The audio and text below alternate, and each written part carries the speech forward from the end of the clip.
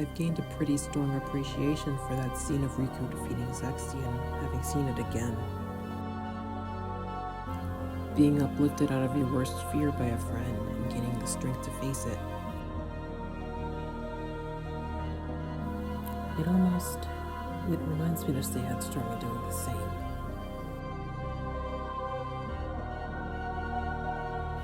Oh, but before we go any further, little context. Zexion comes from Organization 13, who had an operation at Castle Oblivion. An operation to use Kairi's nobody, Naminé, to steal Sora's memories and use him for their own ambitions. A nobody is, simply put, a counterpart of someone else, existing with their hearts separated from them. All of the organization's members are nobodies as well. With Sora's memories messed up, he is put into a deep sleep in order to mend them. Riku is in charge of assisting Naminé with this task, making sure the recovery goes smoothly.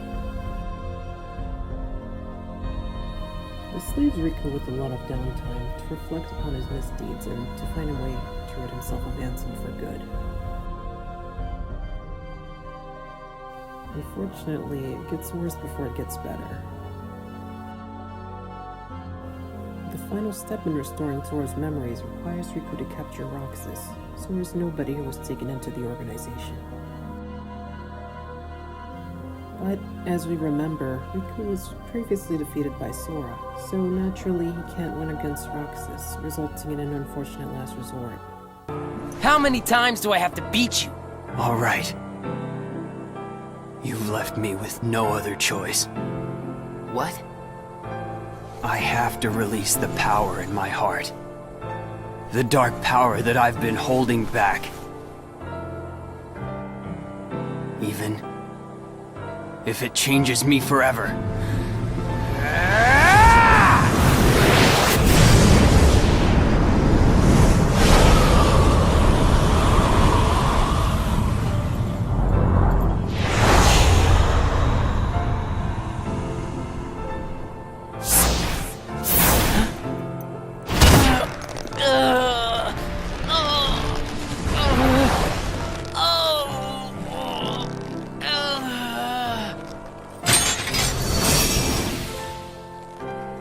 I have accepted it.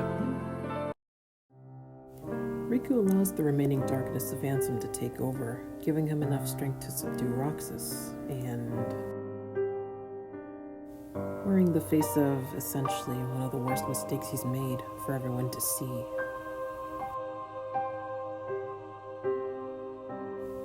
He gains abilities that he couldn't previously use, but the shame he faces is immense.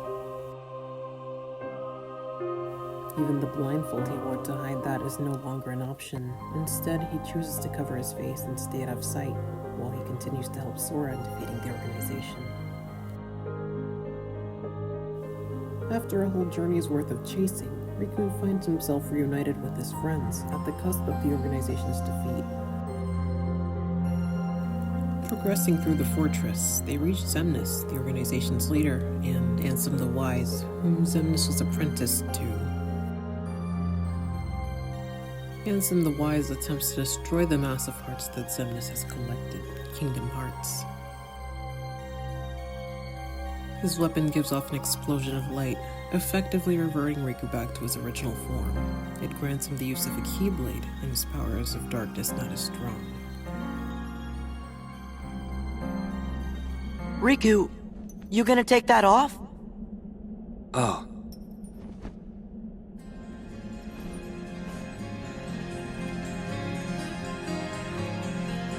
What was that? His eyes couldn't lie. Lie? And just who were you trying to fool? Huh? Huh? Myself. Riku, come on, man. Why did you try to do so much on your own? You've got friends, like us. Have you forgotten? I'll tell you why. 'Cause I'm not a total sap like you. That last remark might give off the impression that he's avoiding the question, but that's only half of it. He's implying that Sora's a total sap because he relies on the power of friendship to carry him through all of his troubles. Not to say that Riku doesn't rely on the power of friendship, he just incorporates a ton more of relying on his own strength. And his mission to conquer his own darkness is simply something that he must do on his own, as he knows his own heart better than anyone else does.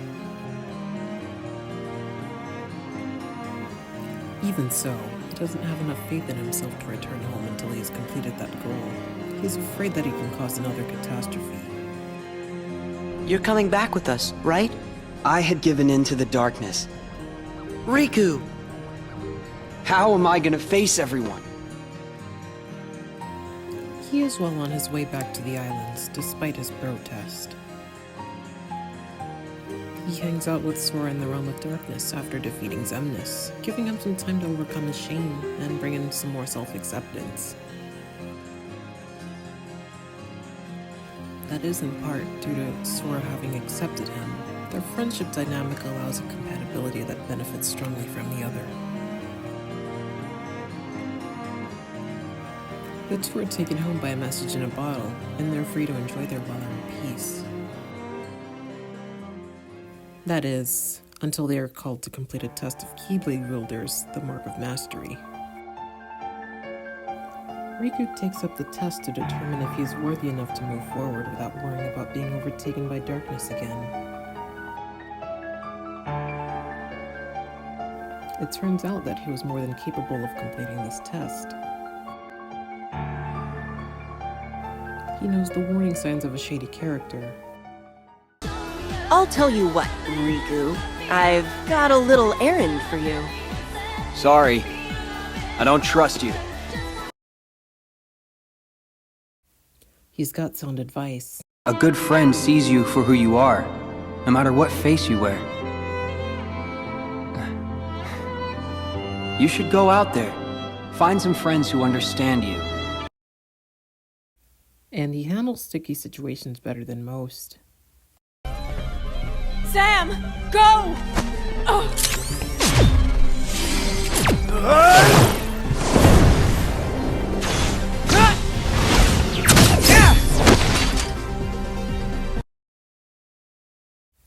So when Ansem finally catches Riku alone, Riku finally finds the answer to truly defeating the remaining darkness of Ansem that lies within. Even after locking you away, here you are, haunting me again. So I get it now. There's no point in trying to hold the darkness back. At last, you see clearly. My journey begins here. And now, I'm going back to the real world. And then to Sora's side. That is your answer? Yes. I know the way. Consume the darkness. Return it to light. You can try. Miraculously, he accomplishes his goal by bringing Ansem to the cultivated light within his heart, instead of Ansem pulling Riku further into the darkness. The wisdom and experience he had gathered from the journey allowed him the strength to face this without fear. This is a major breakthrough, as no one before him has successfully used the power of darkness for good. To bring darkness to the light, that sounds a lot like transmutation. A lot of our darknesses, patterns, behaviors, emotions, reactions, get hidden away to protect us from truths we aren't ready to know. Hidden away by our own minds, intentional or not. Bringing these darknesses to light allows us to analyze the source, assess the issue, and set our course towards solving them, or finding ourselves in the process. To be aware of the darkness that exists within, and not know how to face it, is not an easy undertaking.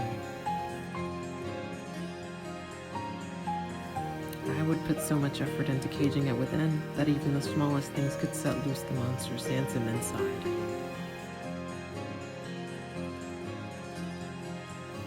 I couldn't form or maintain any meaningful connections because keeping the darkness at bay took all of my attention.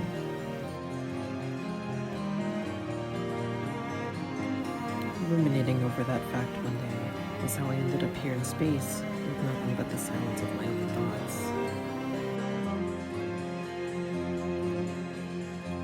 I figured that studying the mind would be my only chance of living life unfettered by these thoughts.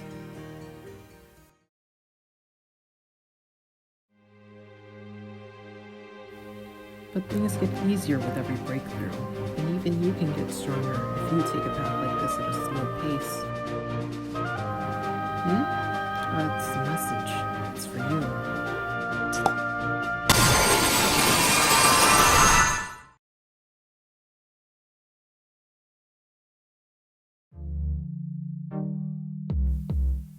Hello, Suki here. That marks the end of the video. Thank you if you stuck around to watch it all. If you're interested, I'll be adding an Afterthoughts video to the $5 tier on my Patreon. Things that I decided not to include into this video, as well as my process for starting this experimental video series, will be in there. So yeah, keep an eye out for that. If you enjoyed the video, please leave a like, a comment, maybe subscribe, and also hit the notification bell. But that will be all from me. I hope you look forward to seeing more of the punk, and I hope you have a good rest of your day.